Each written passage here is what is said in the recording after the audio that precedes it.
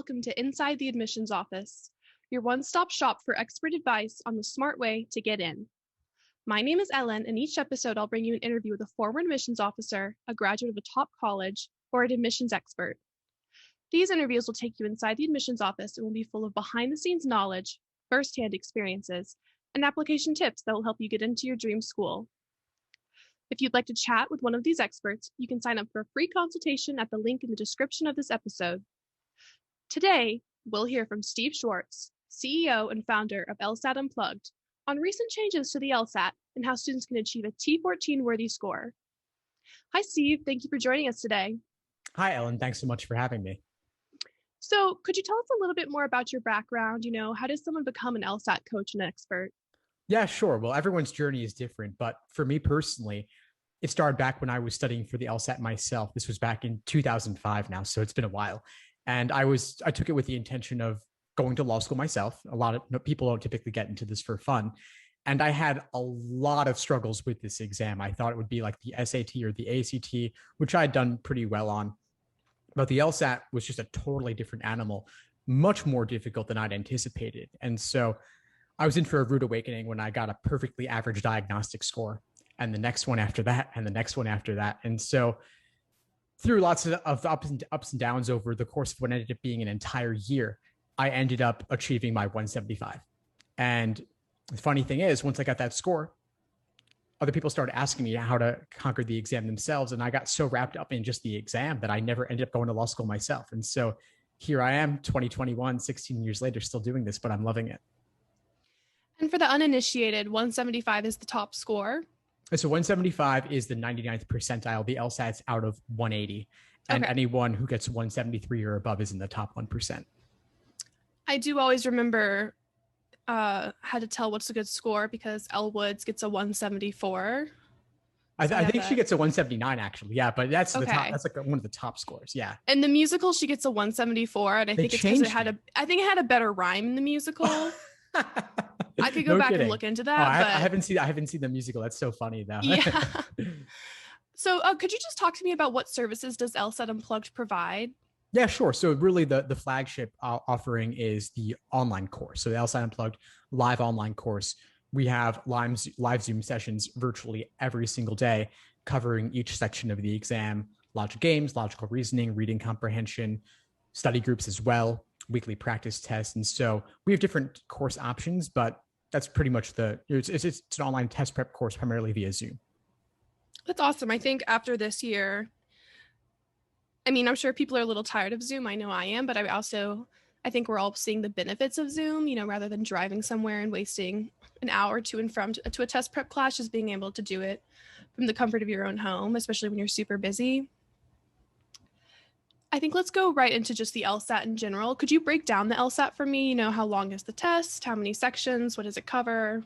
Yeah, sure. So the LSAT actually has gone through a lot of changes over the past few years. The most recent being during COVID, they moved it online. So now the LSAT is online at home, like my prep course.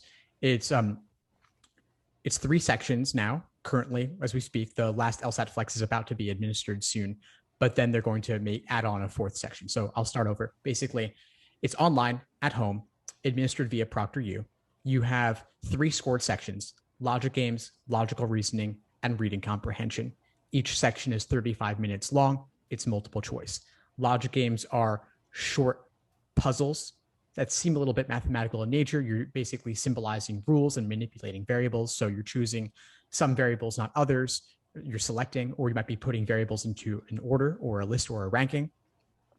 For logic games like that, for puzzles like that, you have logical reasoning, which is short, bite-sized arguments, where they're asking you to evaluate an argument's level of reasoning. So you're evaluating it. You might strengthen it. You might weaken it. You might identify a flaw with the argument. Finally, you have reading comprehension, which is basically short passages of about 450 words. You're being asked to answer questions about those passages, which might seem on the surface similar to the SAT or the ACT. The difference is that here you're really focusing on evaluating the structure of the argument. Now, the LSAT was shortened from 5 sections to 3 due to COVID moving it online, starting in March 2020. But starting this August 2021, I know we'll talk about this in a little bit, they're adding in the fourth unscored experimental section, which they use to evaluate future questions. So I'll stop there. Okay, and then speaking of the online format, what are you hearing from students as far as pros and cons? I know personally, I feel like I would excel better if there's like sort of like a tactile relationship between me and a piece of paper versus a computer screen. So are students struggling, or some students excelling more in this online format? Yeah, I hear you on that. I kind of personally feel the same way. I'm a little bit old fashioned. I prefer the paper and pencil, but a lot of people love the online. I mean, legit, like the course, right? So logistical benefits to being via Zoom. Same with the online LSAT, being at home or a hotel, wherever you are in the world, you can access it. So people like not having to go somewhere and deal with the stress of the test center situation, the other test takers, the proctors walking around. So people generally prefer the at home, assuming you have a good internet connection. Now, downsides are you can have tech issues, right? So you could have tech issues even with an in-person LSAT administered via tablet, which it was briefly. But as long as you have a smooth test taking experience without any tech issues or glitches, which there have been a few, but they're getting better about that, people generally like it better. Plus, it's still shorter, even with the upcoming change. It's still shorter than it was pre-COVID when it was 5 sections. So everyone loves a shorter exam. And how long in terms of hours was it before, and how long of it in terms of hours is it during COVID? Sure. So it used to be 5 sections, 35 minutes each, plus a break. And so that was going to run typically at least 3 hours. Plus you have the stress of going there and back and maybe running late and such. Test taking time, like filling in your name and address with bubbling for like an hour for some reason, right? So reading the instructions. So all of that went away. With the LSAT Flex being only 3 sections, 35 minutes each, it was about 2 hours total. Now, when we're adding in a fourth unscored experimental section, that's also 35 minutes, plus you're adding in a break between sections 2 and 3 now of about 10 minutes, we're now looking at roughly 2.5 hours, or 2 hours and 45 minutes. Have we seen any changes in the test scores because of online administration? Are they trending upwards? Are they basically stable? Yeah, so this is actually kind of funny. Scores have been higher with the LSAT Flex. And I don't think LSAC intended that. They wanted everything to be the same for the validity of the exam, but I think they underestimated that due to COVID, people being stuck at home, they had more time to prep than they otherwise would have. Plus, a shorter exam has some benefits. You're not dealing with the same level of endurance and fatigue you might get with a longer exam, as well as you're no longer having the stress of having to go somewhere, deal with other test takers making noise or distracting you, or dealing with the proctors as well. So people performed better with the Flex. Now, of course, I don't expect that to continue long term. LSAC is going to adjust their raw score conversions, aka the curve, to account for that. So anyone listening taking this in the future, don't expect it's going to be suddenly much easier. They've adjusted that. But for a brief period during COVID, scores were higher. And I'm sure you've seen on the admission side as well, people have been getting some boosts in their admissions chances, and we can expect that to reduce over time. Makes a lot of sense. I know I'm not the only person during COVID who like briefly considered just like taking a practice LSAT or like a practice GRE and just seeing what happens. Just all that extra time. I think everyone's kind of just like, maybe I should go to law school. Yeah, Maybe plus with the economy as well. Yeah, with the economy as well, again, the opportunity cost is lower. We have seen a surge in applications across the board, all graduate schools, right? People looking to wait out the pandemic, looking to wait out the employment situation. And so if you have some more time to study, you could put it there and reap the results long term. And unfortunately, I've seen as well that a lot of colleges really underestimated their yield. And so they just absolutely can't let the number of students they've admitted in, because they don't have the professors, they don't have the classroom space, and then the number of jobs as lawyers is inelastic. So it's quite a conundrum for current students. Yeah, lots of tricky things for them to figure out there. Yeah. So if I'm a student and I have an above average LSAT score, can that balance out a low GPA? Can that balance out other application flaws? Absolutely. I mean, the LSAT score, my understanding is it's the biggest factor in admissions. The other elements are extremely important as well, of course. And so if you can't crack the LSAT, you should definitely spend your time on the application side of things. But if you have a low GPA and doesn't reflect your true potential, then the way to balance it is get a high LSAT score. That's one of the easiest, quote unquote, easiest things you can do. That's one particular thing you can focus on. And your GPA is largely probably fixed by the point you're looking to encounter the LSAT and deal with it. But if you take the time you spend just for one class in college and you look at that compared to the LSAT, that time invested on the LSAT is going to have a much bigger impact on your admissions chances than any individual class. And so I would treat the LSAT at least like a 6-credit class and don't just spend 2 to 3 months on it. In my view, in my experience, it typically takes at least 5 to 6 months to reach your fullest potential. And on the other hand, if someone sits and they take the LSAT and as they're taking it, maybe they're sick, maybe it just goes really badly, they're distracted. Let's discuss, when and why a student might cancel their LSAT score. Yeah, sure. So first of all, if it's a bad day, it happens to so many people. I think more people than not look to retake these days. And there's good reason for that because law schools don't average multiple LSAT scores. They only take the highest. So there's every reason in the world to retake. So if it doesn't go well the first time, look at why. Was it that you didn't have enough time to study the first time around? Was it that there was a tech issue with a proctor or something? Was it that you bombed one of the logic games and then it kind of stayed with you for the remainder of the exam? You couldn't let go of it. Whatever it is, you want to drill down to exactly what gave you trouble during that exam administration and then retool and recalibrate for the next time.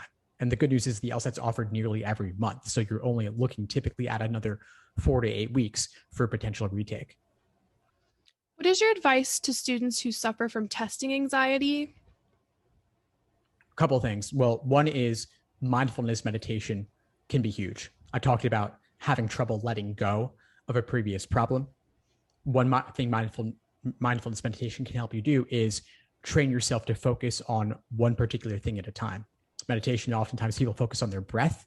So you could train that, and then it will carry over in terms of focus on the individual question at hand, not what came earlier, not what's going to come later.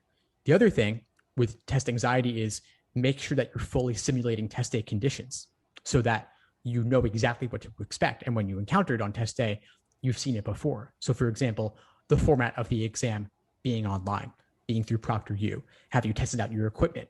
Have you familiarized yourself with the look and feel of the online exam, which is quite different than the paper exam? The more you can prepare in advance, the more familiar it will be on test day, the less it might throw you off.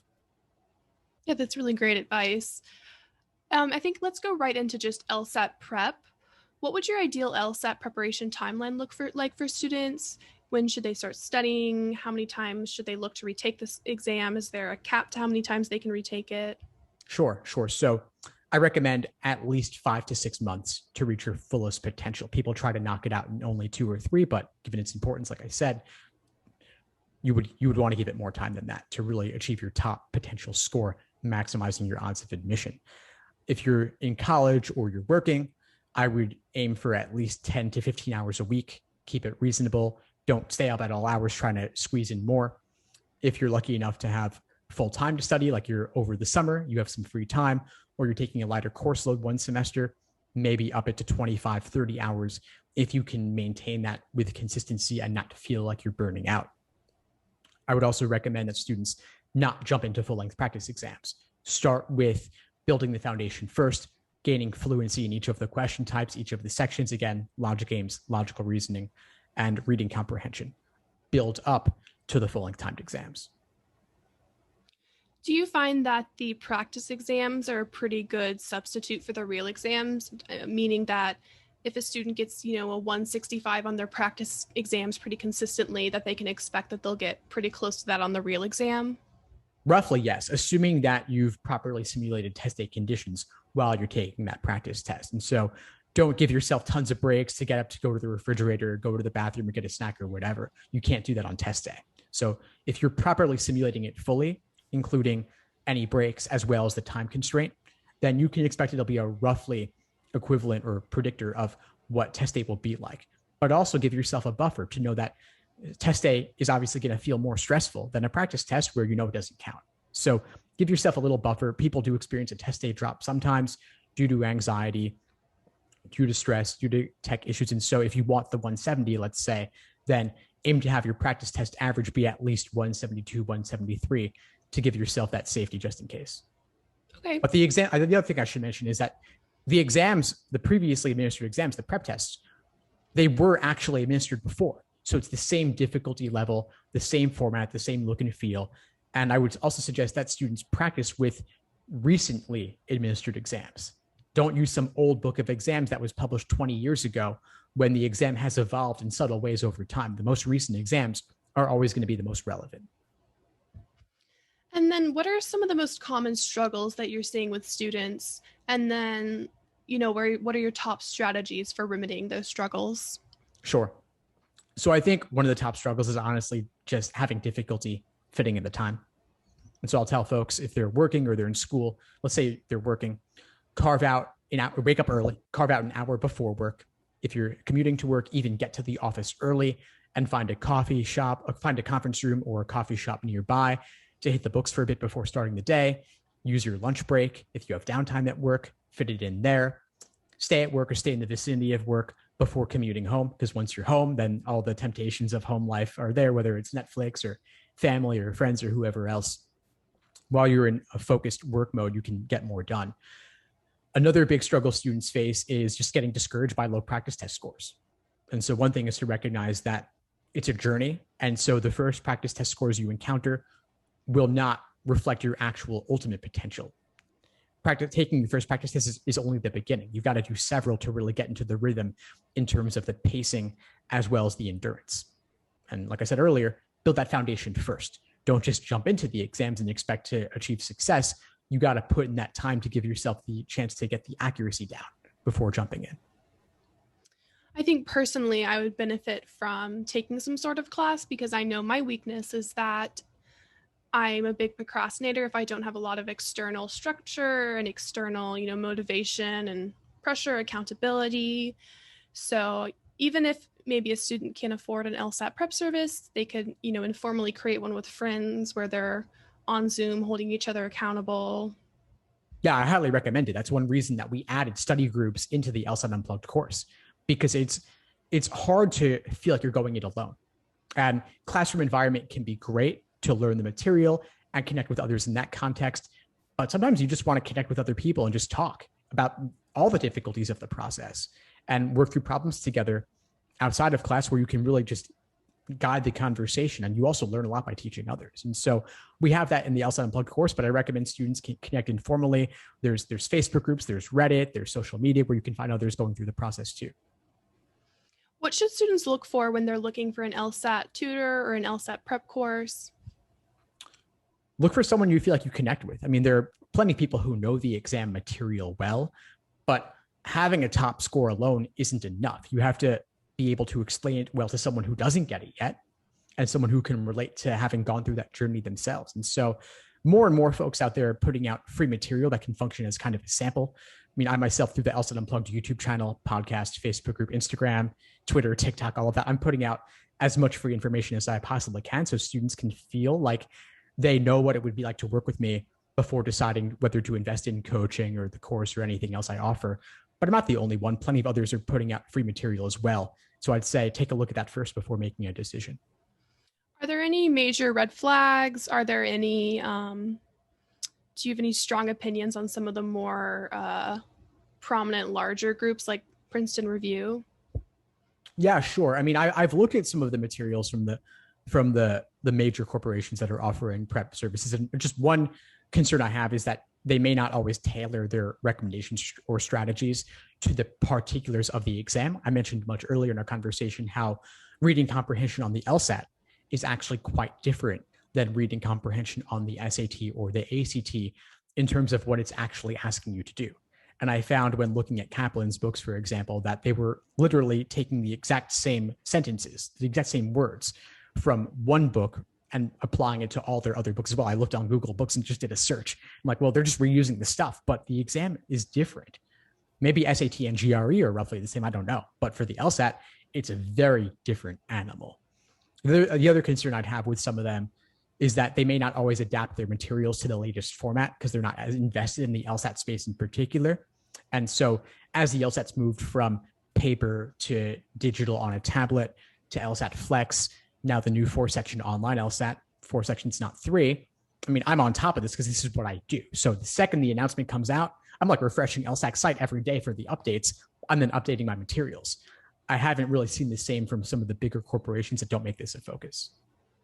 That makes a lot of sense. And since you mentioned your expertise, some of the changes coming, let's go ahead and transition into the landscape of the LSAT and those changes. So what changes are coming in August of 2021? Sure. So the August LSAT is the first time they're going to add an experimental section into the online format of the exam. And people don't like the experimental section for obvious reasons. It's unscored. You don't know which one it's going to be. So you have to give it your full effort on the exam, and it's not counting towards your score. So it's kind of like you're doing free research work for LSAC in terms of giving them the information on how you perform. But you also have the stress associated because you don't know if it's the real thing. So it could be any of logic games, logical reasoning, reading comprehension. It could be any one of sections 1, 2, 3, or 4 before the break or after the break. But it doesn't count, and you don't know which section it is while you're performing, while you're trying to solve it. Because if you did, obviously, you wouldn't give it the same effort. So the reason they're doing this is because they need to be able to test out future LSAT questions in terms of their validity and in terms of testing out their difficulty level. And they can't really do this themselves because there's only so many LSAC employees, and LSAC employees are quite different from pre-law students. They want to make sure the questions that future test takers take will be valid and reliable and perform the function they're meant to perform. So LSAT Flex, which was only 3 sections during COVID, did not contain this because they had to figure out just how to work with ProctorU and offer the exam online during COVID. But this is just a return to how it was before COVID.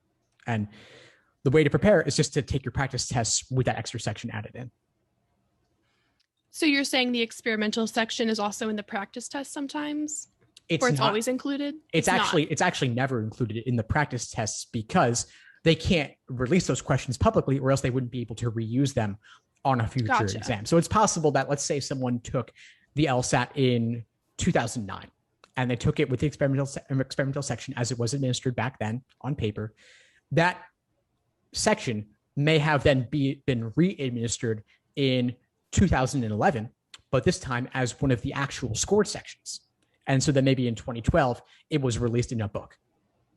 But it wasn't counting while it was administered initially, and they're not releasing them as experimental sections. And so students will need to kind of have to mix and match exams in order to get the 4-section experience if they were using a flex exam.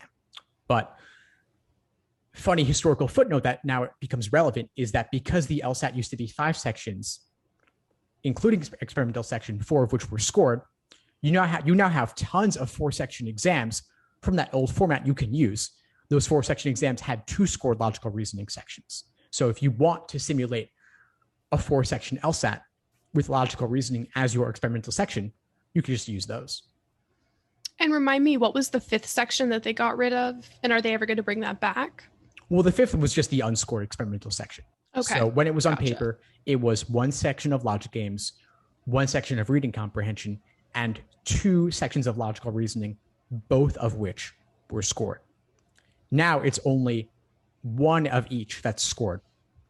But if you want to practice with extra logical reasoning, you can just use that extra section that was there before. And what are the plans from LSAC as far as, are they ever going to go back into in person? Is there going to be the option of taking the LSAT in person and online? They haven't made an ultimate decision on this. We can expect it will be administered online for the foreseeable future. They've left open the possibility to bring back administering it in person. They seem to indicate that they want to do that. But offering it online just offers so many logistical benefits that I expect they will always allow it to remain online. But maybe in special cases, they will allow folks to take it in person as well. To my knowledge, the GMAT was already online. I'm not 100% sure about that, but yeah, I think it kind of seems like they're catching up with the trend. Yeah. I mean, to my knowledge, the GMAT and the GRE were both being administered in person via computer. That's what I meant. Sorry. Before COVID. And then because they already had it all digitized, it was pretty easy for them to move it online. I think they're using ProctorU as well, actually. And LSAC was kind of late to the game in terms of transitioning to a digital format in general. They made some moves to already bring it to a digital format via tablet in person. They started doing that in July of 2019.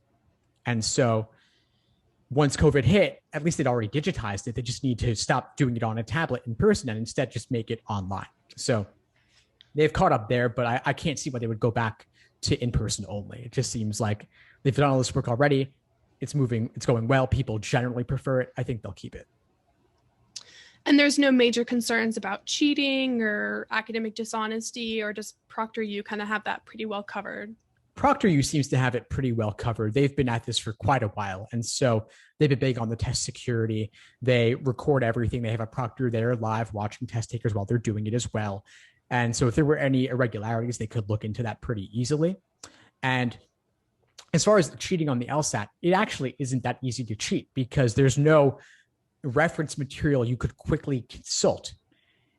It's not a knowledge-based exam. It's a test of reasoning. So maybe somebody could benefit a little bit by looking up a counterpositive format, but that's something you should already know, but going into it. It's not like you're memorizing like what's the function of a mitochondria in a cell or something. So the time constraint of the LSAT is so strict that even if you could consult something, I don't know that it would give you much of a boost.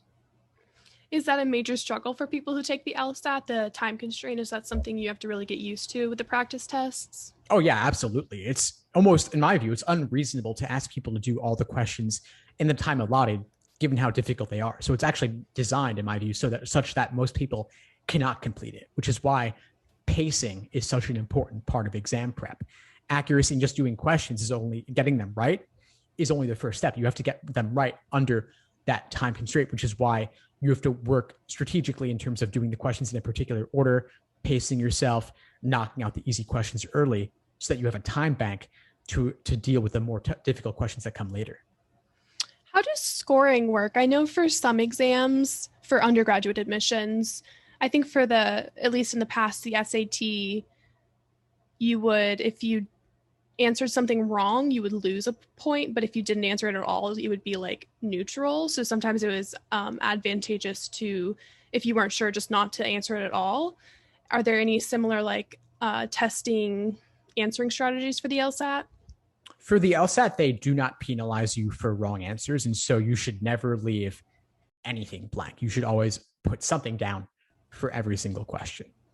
As far as a test taking strategy, what I often recommend for students when it comes to question solving order is, let's say for reading comprehension, the questions associated with one particular passage can be displayed in any order. So they might ask you a detail-oriented question first and a main idea question later.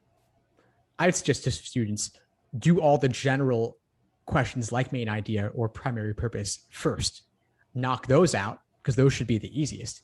Then get into some of the more detail-oriented questions after the fact. Then for logic games, the first question is usually kind of a gimme. I call it an orientation question.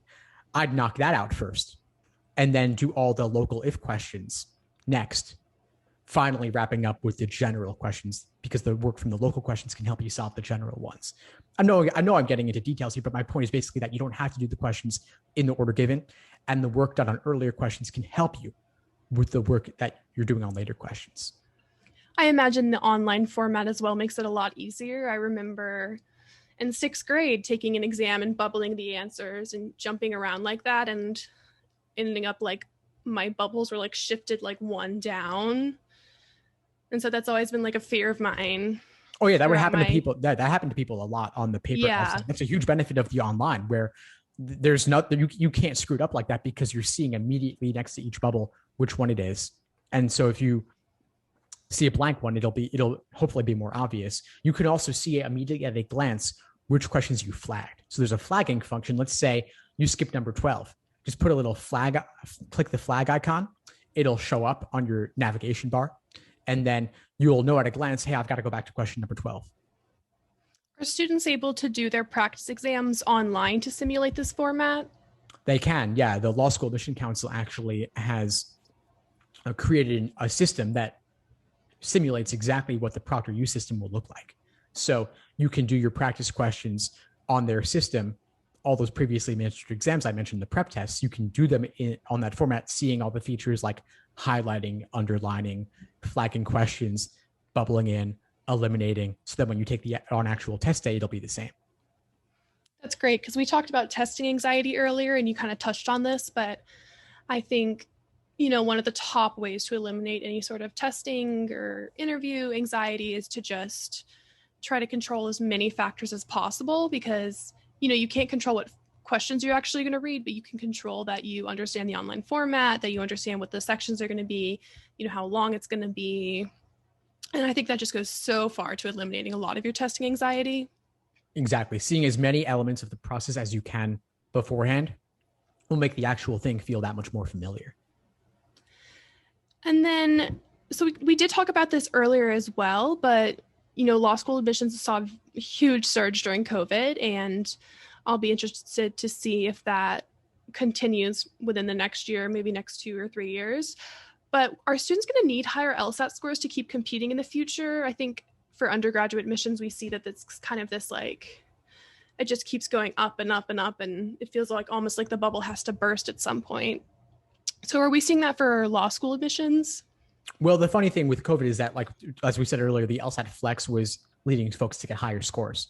So those who took the flex may have been at a relative advantage to those who had taken the previous version in person. So those folks may have gotten a boost, but because we had such a high surge in applications during COVID, it was actually the most competitive cycle ever that I can remember, at least. And so a lot of folks will defer, in part because law schools, as you alluded to, they kind of didn't get their numbers right, and so they couldn't make their class sizes big enough to accommodate everybody. So a lot of folks are actually going to push off applying until the coming cycle, which is something I've seen among my own audience as well, that folks are going to say, hey, I want to apply in 2021 to start in 2022. So I think next cycle may be just as competitive. And things generally seem to be getting better with the pandemic situation. But as the economy hasn't really still fully recovered from what I can tell, I think folks will look to apply that much more again the coming cycle. So I anticipate things still remaining fairly competitive. And so you're going to need a higher LSAT score to account for that. I think if I were a student, I would maybe not apply in the next cycle just because there will be so many spots filled by people who are needing to defer right now. So I can imagine maybe taking an additional gap year could be super helpful for some students. Yeah, I could see that as well. I mean, if you're willing to play the long game on this, if you could wait another year to get into that much better a law school, why not? The return you get over the course of your career could be huge. And we have been seeing a trend, if I'm correct, over maybe the last decade or even longer, that there are, maybe a lot more lawyers than there are jobs. Like the amount of people going to law school just kind of keeps going up and up and up. Is that correct? That is correct. Yeah. And that's one reason I think that students really need to focus a lot on networking and building their personal brand. You can't just go to law school and expect to get a 6-figure job walking out. From the top 14, you have a better chance of success there because you have the name brand recognition from the school, but you can't count on them to do everything for you. And so I think folks need to just take more ownership of their careers and do more on their end in terms of networking via LinkedIn, strengthening their resume through things like internships. I mean, the candidacy building work that you guys do, right? The more of that they can do to play the long game with networking, the more they can benefit for their careers. I just recorded an interview last week with the one of our employees here at Ingenious about test optional and test blind policies and how, we're temporarily seeing that in graduate admissions. Is the LSAT here to stay? Are we ever going to see law school admissions without the LSAT, or, maybe some more granola law schools getting rid of it? For now, it seems that the LSAT's here to stay, at least for the short term. The American Bar Association requires that law schools use a valid and reliable admission test. And the GRE has started to make some inroads, but a very, very small percentage of law schools are admitting their students through that route. Less than 5%. The vast majority are still LSAT. And so rather than going test optional, we may just see the GRE be accepted by more law schools. But still, I think taking the LSAT is also a way to demonstrate that you're focused on law in particular. Whereas the GRE, you can kind of take that and go to almost any grad school. So if you want to demonstrate you're serious about law school, the LSAT would be the way to go. But who knows, on a long enough timeline, I could see potentially things getting a bit more open. In what situations would a student take the GRE? Obviously, they'd have to be applying to law schools that accepted it. But from a testing point of view, are there certain, attributes or capabilities that the GRE is more friendly towards? Well, GRE has math on it. So someone who likes math and does well in math may do better on that. The I know it tests vocabulary as well. So maybe someone has a really strong vocabulary and likes to go the flashcards route of memorizing vocabulary words, they may do well on that. But I don't know too much about the GRE to speak about it in particular, though I know the math on the GRE can be intimidating. The LSAT can obviously be intimidating as well. But one thing folks should consider is that if they've already taken the LSAT, then that score will be on their record and law schools will have to consider it. So if they're doubtful about that, maybe they could just try the GRE and see if they totally rock it and get a top score, and then see if they can apply to one of those schools that accepts the GRE. But if you want to cast a wide net, you're going to want the LSAT. Do you have any other, final words of advice for people who are going to take the LSAT soon, for people who are about to embark on their LSAT prep journey? I would say don't let your LSAT score define you. I think so many folks get wrapped up with their LSAT score as a measure of their self-worth. And that's problematic for a number of reasons. One is that this is just a means to an end. Like, you want to go to law school, you want to become a lawyer. The LSAT is a multiple choice test that in some ways is arbitrary. It doesn't reflect your career potential in terms of what you can do even after law school. It's only a means to an end, and you can always retake. So don't be discouraged by your diagnostic test. Don't be discouraged if the actual test data doesn't go well for whatever reason. You may just need to give it more time, but you can conquer it in the end. To your knowledge, is there any data about success on the LSAT, top LSAT scores, and then academic performance in law school and career outcomes or, financial outcomes post-graduation? The reason the LSAT is considered a valid and reliable admission test is because it has a decent correlation with first-year law school grades. And nobody wants folks flunking out of their first year of law school. That being said, though, of course, the LSAT is a standardized multiple choice exam. Law school tests something very different. And then legal career success is extremely difficult to measure since people take different career paths. So that's it. Just first year of law school is the only reason it's considered valid and reliable. Well, thank you so much for joining us today, Steve. I'm sure our listeners appreciate your insight into the LSAT. For more information, check out our blog, link in this episode description. We'll also link the LSAT Unplugged information. If you have any questions or you'd like to request a topic for a future episode, go ahead and give us a follow. Give LSAT Unplugged a follow as well. And send us a message on social media with the hashtag #InsideAdmissions. That's all for now. Thank you for listening, and I hope you'll join me next time as we continue our journey inside the admissions office. Thanks for tuning into the show. Please subscribe if you haven't done so already to be notified of new episodes as I release them. And feel free to reach out if you need anything at all as you move forward with your prep. I'm happy to help however I can. In the meantime, I'll wish you all the best and take care.